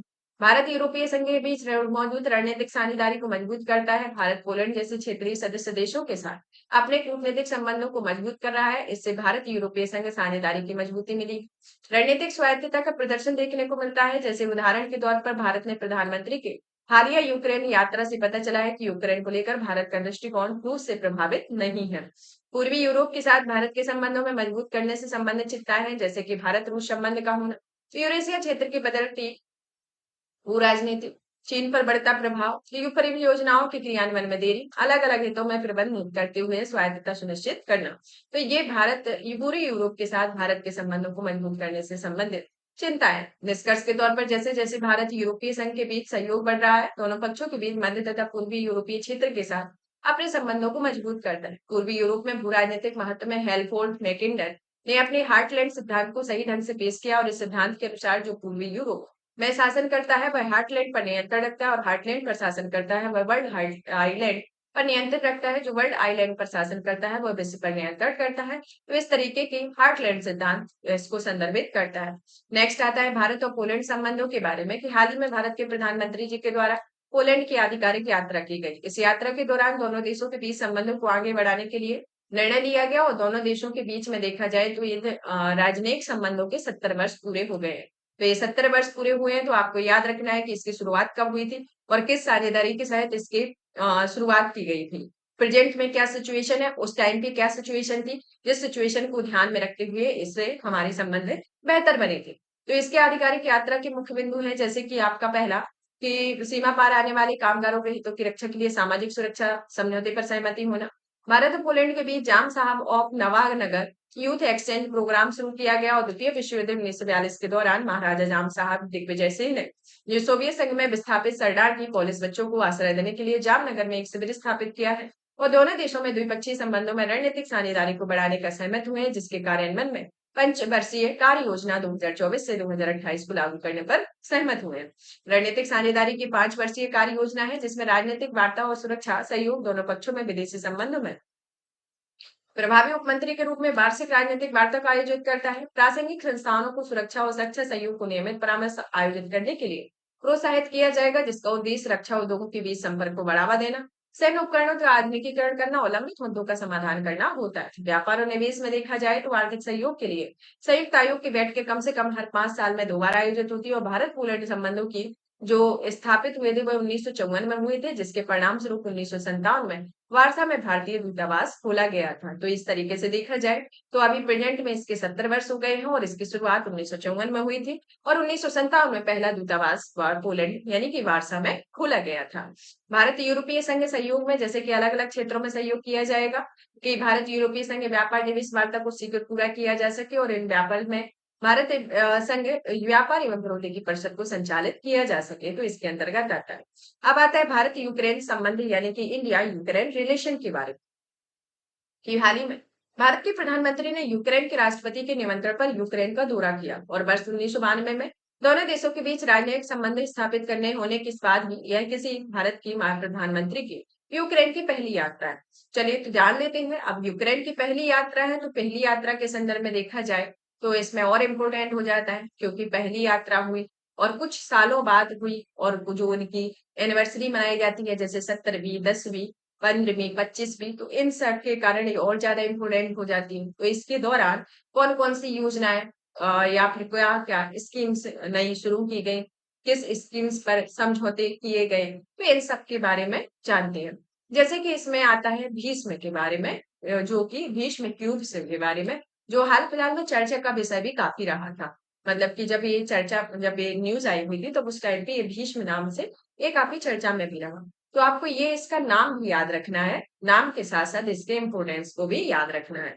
जैसे भीष्म जो है वह एक आरोग्य मैत्री परियोजना के तहत, भारत की आरोग्य मैत्री परियोजना है, उसके तहत भारत हेल्थ इनिशिएटिव फॉर सहयोग एंड मैत्री ट्यूब्स प्रदान किए गए। भीष्म जो है एक पोर्टेबल अस्पताल होता है जिनमें आपातकालीन स्थितियों में त्वरित चिकित्सा सहायता प्रदान करने के लिए डिजाइन किया गया। तो ये किस तरीके से है, एक तरीके से देखा जाए तो यह एक परियोजना है आरोग्य मैत्री भारत की, जिसके अंतर्गत इस स्कीम को शुरू किया गया और इस स्कीम का फुल नाम भारत हेल्थ इनिशिएटिव फॉर सहयोग हित एंड मैत्री है और यह क्यूब्स प्रदान करता है और ये क्यूब्स जो है वो एक तरीके से पोर्टेबल हॉस्पिटल होते हैं जिनमें आपातकालीन स्थितियों में त्वरित चिकित्सा सहायता प्रदान करने के लिए इन्हें डिजाइन किया गया है। तो आपको याद रखना है कि जो भी इमरजेंसी में आपातकालीन जो हॉस्पिटल की नीड होती है उनके लिए एक भीष्म क्यूब्स को लाया गया है आरोग्य मैत्री के द्वारा।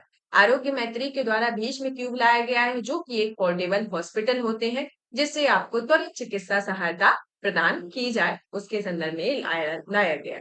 हस्ताक्षरित समझौते के अंतर्गत प्रमुख बिंदु आते हैं जैसे कि कृषि और खाद्य सहयोग होना, चिकित्सा उत्पाद विनिमय होना, भारतीय मानवीय अनुदान सहायता 2024-28 में सांस्कृतिक सहयोग कार्यक्रम इसके अंतर्गत समझौते किए गए। प्रधानमंत्री की यूक्रेन यात्रा के इम्पोर्टेंस जैसे कि यूक्रेन के साथ संबंधों को सुधारना, भारत को वैश्विक मध्यस्थों के रूप में स्थापित करना, विदेश नीति में भारत की तटस्थता में बदलाव देखने को मिलता है, पश्चिम और रूस के बीच संतुलन बनाने के नाजुक कार्य और भारत का यूरोप की ओर बड़ा कदम देखने को मिलता है। रूस यूक्रेन युद्ध की मध्यस्थता में भारत की भूमिका के बारे में कि संयुक्त राष्ट्र चार्टर अंतर्राष्ट्रीय कानूनों के सिद्धांतों, क्षेत्रीय अखंडता, राज्यों की संप्रभुता के प्रति सम्मान को कायम रखने में सहयोग है। कृषि उत्पादों की निर्बाध और बाधा रहित आपूर्ति के महत्व को रेखांकित करके वैश्विक खाद्य सुरक्षा सुनिश्चित करना, व्यापक स्वीकार्यता वाले बहुहितधारक परामर्श के साथ अभिनव समाधान का विकास करना होता है। भारत के लिए यूक्रेन की इम्पोर्टेंस जैसे कि रक्षा सहयोग का होना, व्यापार और अर्थव्यवस्था होना, युद्ध के साथ पुनर्बहाली एवं पुनर्निर्माण, बहुपक्षवाद को बढ़ावा देना इसके अंतर्गत आता है। भारत यूक्रेन संबंधों में चुनौतियों के तौर पर देखा जाए तो इसमें आता है रूस और भारत संबंध जैसे एक ऐतिहासिक संबंध यूक्रेन को पूरी तरह से समर्थन करने में उसकी क्षमता को जटिल बनाते हैं जिनमें एक राजनयिक संतुलन की आवश्यकता है।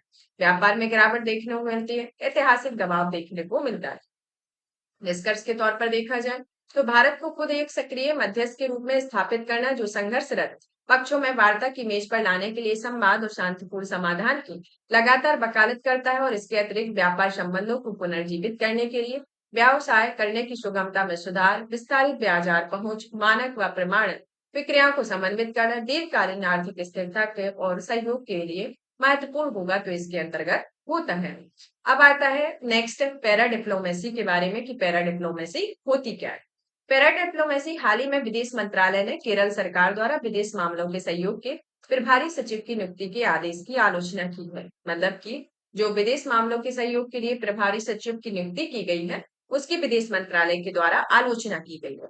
अब आलोचना की गई है तो किस संदर्भ में की गई है और इस तरीके की जब आलोचना की जाती है या फिर किन पहलुओं को ध्यान में रखकर इस तरीके की आलोचना की जाती है और इसे क्या कहा जाता है इसके संदर्भ में जानते हैं और इसके क्या संवैधानिक प्रावधान है। तो चलिए जान लेते हैं कि भारत का जो विदेश मंत्रालय है वह राज्य सरकार को उन मामलों में हस्तक्षेप नहीं करता जो कि उनके संवैधानिक क्षेत्र अधिकार से बाहर।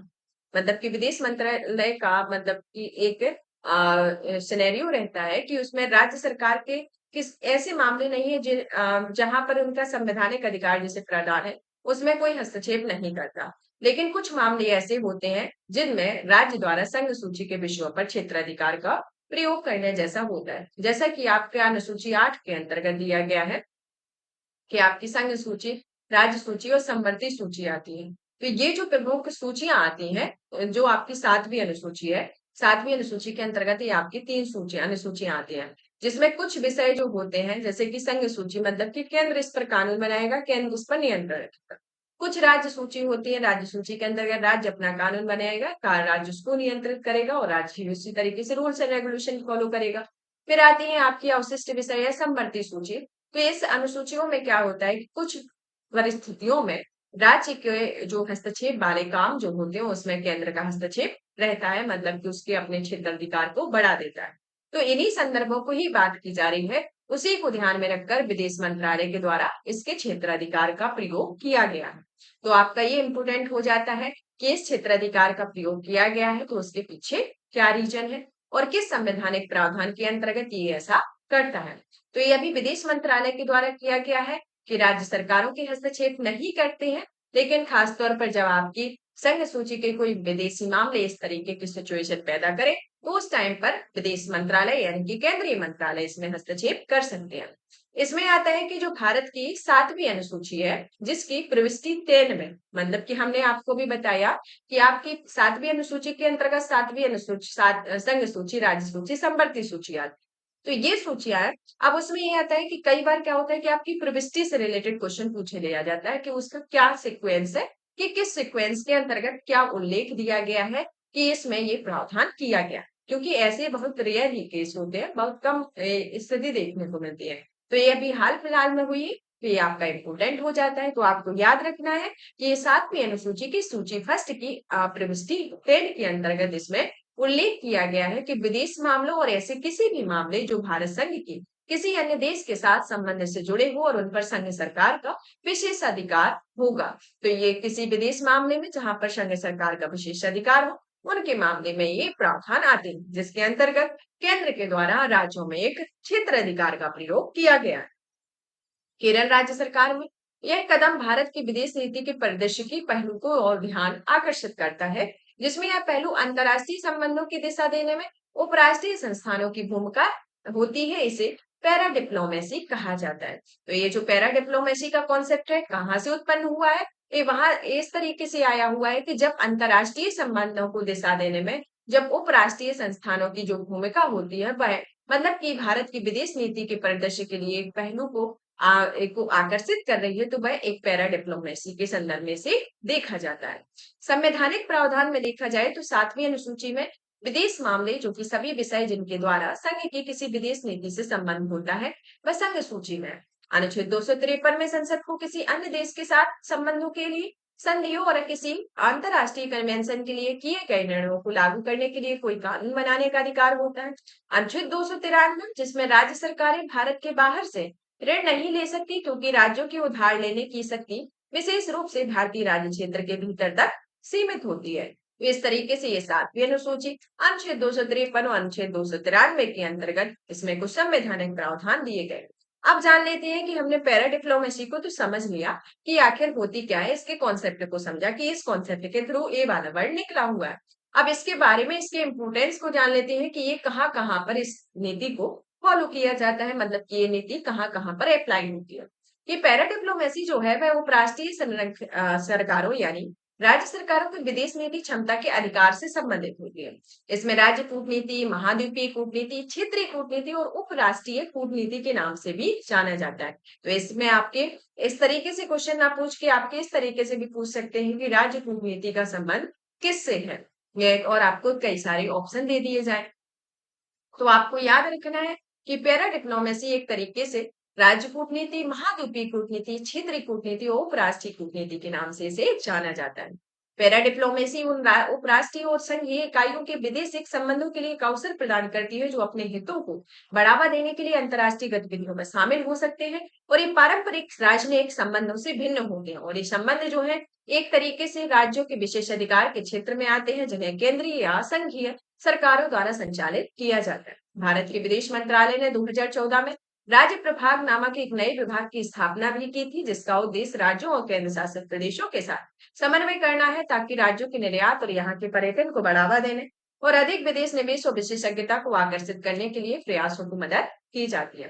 पैरा डिप्लोमेसी का क्या आवश्यकता है इसके बारे में, कि भारतीय उपमहाद्वीप की विविधता और सांस्कृतिक संबंधों में अंतर संबंध को देखते हुए राज्यों में विदेश नीति के निर्धारण में महत्वपूर्ण भूमिका दिखाई देती है, और इसकी क्षेत्रीय सबलता, निवेश को आकर्षित करना, सांस्कृतिक कूटनीति, राष्ट्रीय निर्देश नीति में योगदान, संघवाद को मजबूत करना इसके प्रमुख प्रावधान है। इसकी आलोचना जो है वह संवैधानिक स्तर पर भी की जाती है, संसाधनों पर बोझ के संदर्भ में की जाती है, राजनीतिक मतभेद की स्थिति में की जाती है, केंद्र राज्यों के अलग अलग हित में, द्विपक्षीय संबंध के तौर पर सुरक्षा संबंधी चिंताएं इसके अंतर्गत देखने को मिलती है। आगे की राय में देखा जाए तो यह संस्थागत तंत्र राज्यों में वाणिज्यिक दूतावास और वाणिज्यिक दूतावास कार्यालय की स्थापना करता है, जिसके अधीन संघीय विदेशी मामलों की स्थापना की जा सकती है, और विदेशों में राज्यों की भागीदारी को बढ़ावा देने के लिए अंतर्राज्य परिषद जैसे फोरम का उपयोग किया जा सकता है। जैसे उदाहरण के तौर पर ब्राजील में आपकी विदेश मंत्रालय ने साओ पाउलो में नगर पालिकाओं और संघीय कार्यों के साथ संबंध स्थापित करने के लिए एक अलग प्रशासनिक सेवा स्थापित की हुई थी, और इसे एसेसोरिया दे रिलेकोएस फेडरेटिव के सेवा नाम दिया गया था। तो इसके अंतर्गत आता है। अब आता है इसमें कुछ क्षमता निर्माण से रिलेटेड है, कुछ सर्वोत्तम कार्य प्रणालियों को साझा करना, नियमित मूल्यांकन करना और स्पष्ट दिशा निर्देश होना इसके अंतर्गत। ये कुछ आगे की राह के अंतर्गत टॉपिक आते हैं। अब आता है हमारा नेक्स्ट टॉपिक, दक्षिण चीन सागर तनाव और अंतर्राष्ट्रीय व्यापार के बारे में। कि हाल ही में विवादित दक्षिण चीन सागर में विगत 17 महीनों में चीनी जहाजों के आक्रामक और गैर पेशेवर व्यवहार की घटनाओं को वृद्धि देखी गई है। ये देखा जाए तो चीन ने मलेशिया के तेल की प्रचुरता वाले सरवारक जल क्षेत्र से सभी गतिविधियों को तुरंत रोकने की मांग की है और ये शरवाक रीफ जो है क्षेत्र जो है वह मलेशिया से केवल 100 किलोमीटर की दूरी पर अवस्थित है और चीन की मुक्त भूमि से लगभग 2000 किलोमीटर दूर स्थित है। तो इस तरीके से देखा जाए तो ये अभी हाल ही में ये संदर्भ देखने को मिला है। चलिए तो जान लेते हैं दक्षिणी चीन सागर के बारे में और इसके पीछे विवाद का विषय क्या है और इसका वैश्विक व्यापार में क्या इंपोर्टेंस है। तो भौगोलिक अवस्थिति को देखा जाए तो दक्षिणी चीन सागर पश्चिमी प्रशांत महासागर का एक हिस्सा है। यह दक्षिण पूर्व एशिया के आसपास स्थित है और चीन के दक्षिण में, वियतनाम के दक्षिण और पूर्व में, फिलीपींस के पश्चिम में और बोनिया के उत्तर में अवस्थित है। 200 से अधिक द्वीप, चट्टानों और रीफ्स मौजूद होते हैं जो अधिकतर इसमें द्वीप निर्जन है। इस 1992 में एक विवाद का विषय था जो पहला था जिसमें पश्चिमी हान राजवंश के समय में अपने ऐतिहासिक अधिकार का हवाला देकर पूरे दक्षिणी चीन सागर पर अपना दावा करते हैं और 2016 में परमानेंट कोर्ट ऑफ आर्बिट्रेशन में फिलीपींस के पक्ष में फैसला सुनाया और चीन की 9-9 दावे का कोई कानून आधार नहीं रहा। वैश्विक व्यापार के महत्व के अंतर्गत देखा जाए तो वैश्विक समुद्री व्यापार का लगभग एक तिहाई हिस्सा प्रतिवर्ष 3.5 मिलियन वर्ग किलोमीटर फैले इस समुद्री मार्ग से गुजरता है और प्रतिवर्ष वैश्विक स्तर पर कारोबार किए जाने पर लगभग 40% पेट्रोलियम उत्पाद इसी समुद्री मार्ग से गुजरते हैं। दक्षिणी चीन सागर के प्रमुख प्रतिभागी के बारे में, जैसे कि चीन के बारे में किया है जो क्षेत्र है सबसे बड़े हिस्से में अपना दावा करता है और दक्षिणी चीन सागर लगभग 90% हिस्से पर अपना अधिकार बनाए रखना है और पार्सल द्वीप समूह और स्प्लिटली में 9 द्वीप का चीन अधिकार है। ताइवान के बारे में जो चीन के साथ अपने साझा इतिहास के कारण ताइवान के इस क्षेत्र को व्यापक दावे चीन के दावों को दर्शाता है। वियतनाम जो है वह 17वीं शताब्दी में पार्सल और स्प्लिटजी दोनों द्वीपों पर सक्रिय रूप से शासन करता है। फिलीपींस जो है वह चीन के दावे में फिलीपींस अनन्य आर्थिक क्षेत्र में अतिक्रमण करती है जिसे फिलीपींस पश्चिमी फिलीपींस सागर मानता है। मलेशिया और ब्रुनेई जो है जिसका तर्क है कि इन देशों में जिन क्षेत्रों में अपना दावा करते हैं वे उनके अनन्य आर्थिक क्षेत्र में आते हैं, जैसे कि अग्लोस संयुक्त राष्ट्र समुद्री कानून कन्वेंशन द्वारा परिभाषित किया गया। संयुक्त राज्य अमेरिका जिसके पास यहाँ कोई क्षेत्रीय अधिकार नहीं है लेकिन इस क्षेत्र में नौवहन की स्वतंत्रता का एक महत्वपूर्ण हितधारक बन गया है। तो इस तरीके से देखा जाए तो ये दक्षिणी चीन सागर के प्रमुख प्रतिभागी के तौर पर ये इसका एक सिनेरियो बताया गया। दक्षिणी चीन सागर के विवाद के बारे में देख लेते हैं, जैसे कि प्रादेशिक विवाद जो कि एक तरीके से चीन की आक्रामकता पर लगातार बढ़ रही है जिस वजह से इस सागर के द्वीपों पर अपना अपना दावा करने वाले दक्षिण पूर्व एशिया के अन्य देशों के साथ चीन का दबाव बढ़ा है। वो 2013 से 2015 के बीच के चीन के स्प्रेटली समूह में अपने कब्जे वाले 7 प्रवाल द्वीपों पर लगभग 3000 एकड़ क्षेत्रफल वाले कृत्रिम द्वीपों का निर्माण देखने को मिला है। संसाधनों को हासिल करने की प्रतिस्पर्धा देखने को मिली है, राष्ट्रवाद और घरेलू राजनीति रही है, सामरिक हित देखने को मिला है और दक्षिणी चीन सागर के विवाद में वैश्विक व्यापार को किस तरीके से खतरा है उसके बारे में, जैसे कि चीन की आक्रामकता का होना कि हाल ही में चीन सागर ने समुद्री मार्ग में काफी आक्रामकता देखने को मिली हुई है जिसके अंतर्गत ये संदर्भ आता है। संयुक्त राज्य अमेरिका ने बार बार अमेरिका ने चेतावनी दी है कि फिलीपींस पर हमला होता है और वह दक्षिण चीन सागर सहित अन्य क्षेत्रों में उनकी रक्षा के लिए बाध्यकारी है। ताइवान का मुद्दा आता है। चीन ताइवान संघर्ष के दौरान मलक्का जल मरुमध्य की संभावित नाकाबंदी शिपिंग लागत में वृद्धि देखने को मिलती है। भारत और दक्षिणी चीन सागर के बारे में देखा जाए तो भारत की भागीदारी चीन के विरोध करने के बावजूद भारत ने लुक ईस्ट पॉलिसी के तहत दक्षिणी चीन सागर में अपने प्रभाव का विस्तार किया और भारत की लुक ईस्ट पॉलिसी दक्षिण पूर्व एशियाई देशों के साथ आर्थिक और रणनीतिक संबंधों पर केंद्रित है। भारत के सामरिक महत्व देखा गया है, जैसे जल मार्ग, व्यापार, ऊर्जा भंडार होने के संदर्भ में और दक्षिण चीन सागर के प्रति भारत का दृष्टिकोण, भारत की रणनीति जैसे कि आसियान देशों के साथ आर्थिक और सामरिक संबंधों का प्रगाढ़ करना, संयुक्त नौसेना अभ्यास, सैन्य प्रशिक्षण आयोजित करना, दक्षिण पूर्व एशियाई देशों में हथियारों की बिक्री करना और दक्षिण चीन सागर में अपतटीय ऊर्जा विकास परियोजनाएं शामिल होना। नीतिगत पहलों के अंतर्गत एक्ट ईस्ट नेबरहुड फर्स्ट क्षेत्र में सभी की सुरक्षा और विकास नीतियों के साथ साथ क्वाड में शामिल होने वाले रणनीतिक समन्वय सुनिश्चित करना होता है। आगे की राय में देखा जाए तो यह एक तरीके से राजनयिक भाषा सहभागिता का होना, विश्व बहाली के उपाय होना, अंतर्राष्ट्रीय मानदंडों का पालन होना और क्षेत्रीय सहयोग इसके अंतर्गत देखने को मिलता है। कुछ आती है संक्षिप्त सुर्खियां, जैसे कि भारतीय अमेरिकी प्रवास के बारे में, इंडियन अमेरिकन डायस्पोरा जो कि बीसीजी और इंडिया स्पोरा की रिपोर्ट में अमेरिकी समाज में भारतीय अमेरिकियों के योगदान को रेखांकित किया है और संयुक्त राज्य अमेरिका की आबादी ये लगभग केवल 1.5% हिस्सा होने के बावजूद प्रवासी भारतीयों ने अमेरिका के विकास में महत्वपूर्ण योगदान दिया है। संयुक्त राज्य अमेरिका में प्रवासी भारतीयों का योगदान है, जैसे कि आर्थिक योगदान में फॉर्च्यून सूची में 500 कंपनियों में से 16 कंपनियों में के सीईओ जो रहे भारतीय मूल के, और भारतीय मूल के बिजनेस लीडर्स में माइक्रोसॉफ्ट के सत्या नडेला, एडोब के शांतनु नारायण, गूगल के सुंदर पिचाई आदि शामिल हैं। सांस्कृतिक योगदान में अमेरिका में दीपावली, होली जैसे त्योहार बड़े उत्साह के साथ मनाए जाते हैं। इसके अलावा प्रसिद्ध से विकास करना भारतीय व्यंजनों में अमेरिका में लोकप्रिय बना रहे हो दीपक चोपड़ा भारतीय संस्कृति से जुड़ी वेलनेस प्रैक्टिस को बढ़ावा दे रहे हैं। नवाचार, अनुसंधान और विकास के बारे में इसमें 13% वैज्ञानिक शोध पत्रों में सही लेखक भारतीय अमेरिकी, भारतीय मूल के अमेरिकी वैज्ञानिकों में सुहद गोविंद खुराना, अभिजीत बनर्जी, जो भार्गव आदि शामिल है। सरकार और लोक सेवाओं में यह भारतीय मूल की पहली अमेरिकी उपराष्ट्रीय कमला हैरिस, भारतीय मूल के पहले अमेरिकी गवर्नर बॉबी जिंदल आदि के नाम के ऊपर है। डायस्पोरा पर प्रवासी भारतीयों के भारत से जोड़ने की मुख्य पहलों के बारे में, जैसे कि भारत को जानो कार्यक्रम जिसे विदेश मंत्रालय ने शुरू किया, प्रवासी भारतीय दिवस जो कि 2 वर्षों में 9 जनवरी को प्रवासी भारतीय दिवस मनाया गया, भारतीय समुदाय कल्याण कोष की स्थापना की गई, इसके अंतर्गत आता है। भारत के लिए लाभ, जैसे कि आर्थिक सहयोग का होना, कि भारत में रेमिटेंस का सबसे बड़ा स्रोत संयुक्त राज्य अमेरिका है, जैसे 2022-23 में भारत का $113 बिलियन का रेमिटेंस प्राप्त हुआ, और इसके अलावा इसमें अमेरिका ने $26 बिलियन का रेमिटेंस प्राप्त हुआ है। ब्रेन गेन जो कि लगभग 20% भारतीय यूनिकॉर्न के सह संस्थापक संयुक्त राज्य अमेरिका में उच्चतर शिक्षा प्राप्त किए हुए हैं, और इसमें फोन पे के राहुल चारी, ड्रीम 11 के हर्ष जैन और भाविन सेठ इसमें शामिल रहे हैं। राजनीतिक योगदान देखने को मिला है, सांस्कृतिक, कूटनीतिक और सॉफ्ट पावर रहा है।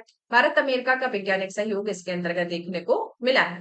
नेक्स्ट आता है भारत के इंडो पैसिफिक इकोनॉमिक फ्रेमवर्क की आपूर्ति श्रृंखला परिषद का उपाध्यक्ष चुना गया है। इसके बारे में तो भारत और इंडो पैसिफिक इकोनॉमिक फ्रेमवर्क में 13 अन्य भागीदार आपूर्ति श्रृंखलाओं में 3 निकाय स्थापित हुए हैं। ये निकाय जो है एक तरीके से इस श्रृंखला में स्थापित होते हैं। ये निकाय 3 है।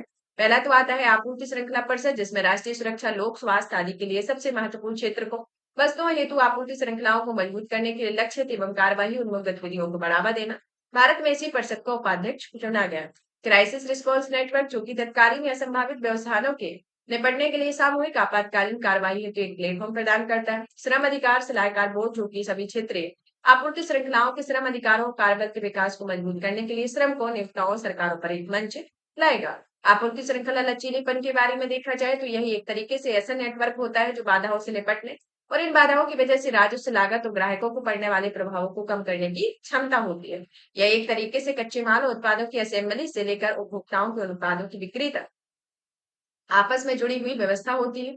आपूर्ति श्रृंखला लचीलेपन के समक्ष खतरे देखने को मिलते हैं। इसके कुछ उपाय हैं, कुछ वैश्विक स्तर पर और कुछ भारत के स्तर पर। वैश्विक स्तर पर देखा जाए तो ऑस्ट्रेलिया, भारत और जापान ने आपूर्ति श्रृंखला लचीलापन पहल शुरू की है और क्वाड आपूर्ति श्रृंखला पहल आरंभ की गई। भारत के संदर्भ में इसमें पीएम गति शक्ति राष्ट्रीय मास्टर प्लान बनाया गया और राष्ट्रीय लॉजिस्टिक नीति जारी की गई और अलग अलग क्षेत्रों में उत्पाद समृद्ध प्रोत्साहन जिसमें शुरू किया गया। इंडो पैसिफिक इकोनॉमिक फ्रेमवर्क जिसकी शुरुआत जो है 2022 में टोक्यो जापान में की गई।